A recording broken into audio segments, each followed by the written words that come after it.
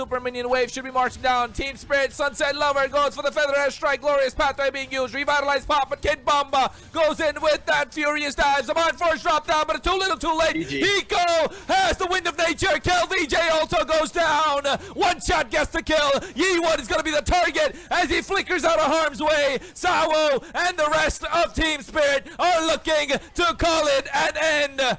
The Dragons from the North reigning supreme. Ken comes through, but he sacrifices himself as Team Spirit show China that there is no beast stronger than a dragon as they take away the championship in the MLB Super Cup Invitational.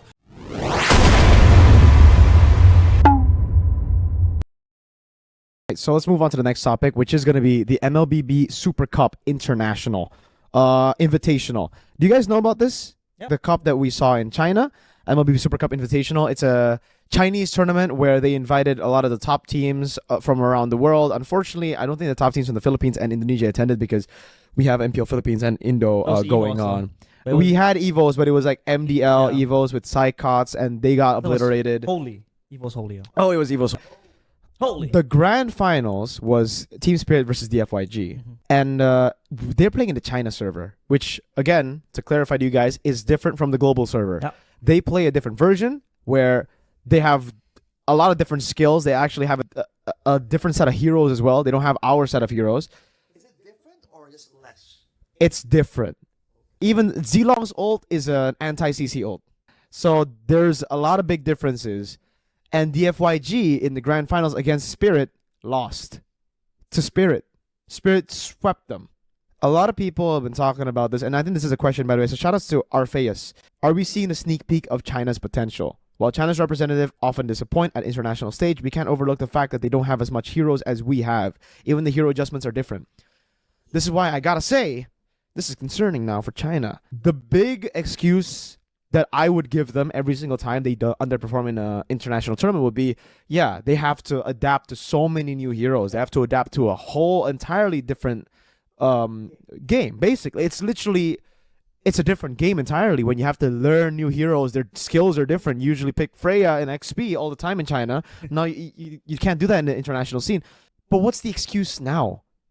A team from Europe who's played our version of MLBB, went over to China and beat them at their own MLBB 3-0, as sweeping them in the finals. I don't know. At this point, I don't know. I think, is it just a macro diff? Is it because we've just been exposed to a different level of MLBB for the longest time when it comes to macro that we can overpower? Not we, but like other regions and other top teams just can beat China. Because, again, Team Spirit, they're not even number 1 in MCC currently. They're number 2 in the regular season. We'll see if they qualify later on. They're number 3 in the world. Number 4, sorry. Number 3 is SRG from M6. If SRG were there, if Liquid were there, if Onyx Philippines were there, Yikes. would China even make it to the top 4 in their own server, in their own version of MLBB? So what does this mean about China? Are we seeing like is this just where China is right now? Do we need more time? Do you think... Yeah, what are your thoughts? I was tuning into the tournament for quite some time. I think it was Team Spirit as well. They picked up Esmeralda in the XP, and it really shows that, there's a lot of customizations done to the heroes and to the skills. But I feel like in that regard, I do think giving them time again would just be another excuse because, again, beaten in their own backyard.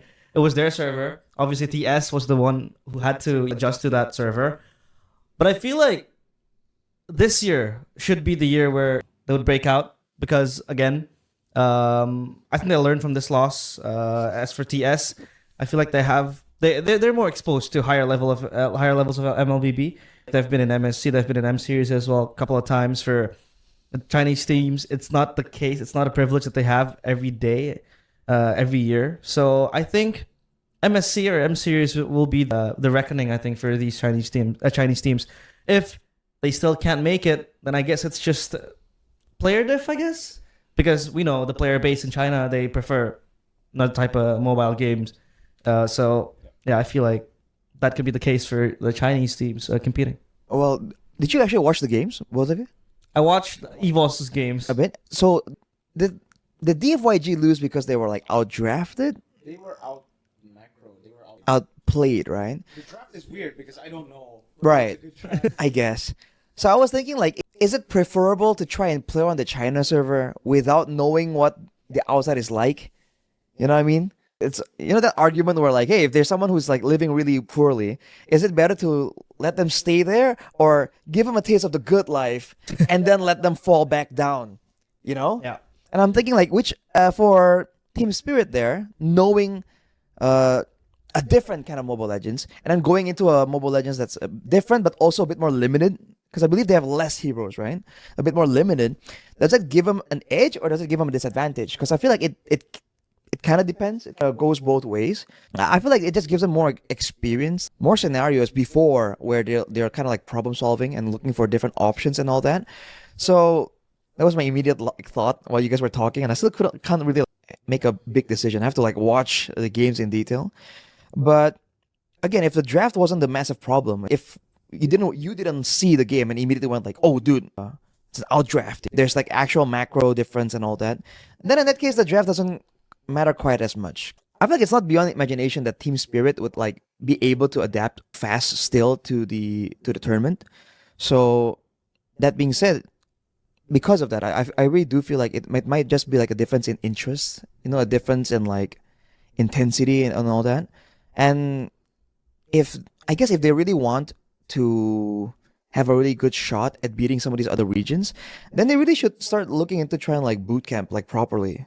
And even though it's like, oh, it feels so bad because we are forced to like seek out a different server from our own server, and we want to have our server also flourish and all that.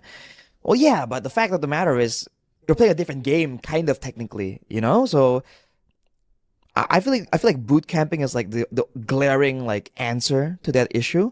And once they've tried that, they've gotten exposure and experience, because you get both those things from boot camping, right?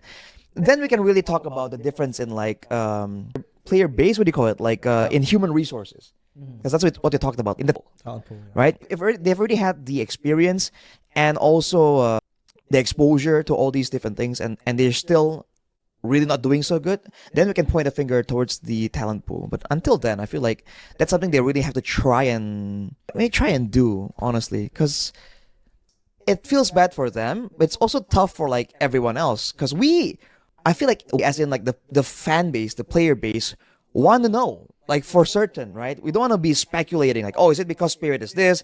Is it because the server is this? We want to know for a fact, like, are you guys actually that good? Are you guys actually facing struggles? Right? Is there a chance? Is it a time issue? And until we kind of even out the playing field, it's just hard to really have concrete answers. Trying to find make a scientific study based on like two different research pools. It's like, it's different. It's tough. But can we say that the FYG was actually much more comfortable playing in the global server? Because I feel like they were making waves last year's wildcards, right? Yeah, but that's the thing, right? Like, when I was watching wildcards too, I was like, holy shit, this team is really good. But is it because it was wildcard? Was it because the teams there are just not as good as the others because the wildcard teams did jack shit in M6. The wildcard teams in MSC did better. Homeboys was able to make it to top 8, which is very impressive. In M6 they did nothing. Yeah. Like Ulfednar, I expected him to do really good. They bombed out of groups I think it was 0-3. Was it 0-3 or 1-3? I think 1-3 or 0-3 in the Swiss stage.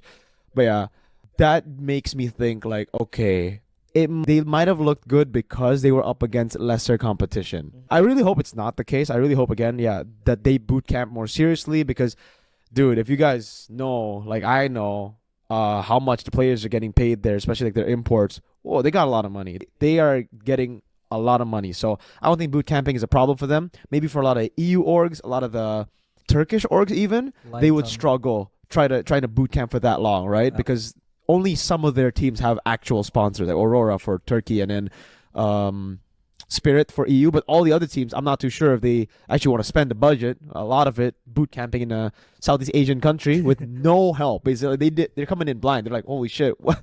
They might have never been to Southeast Asia.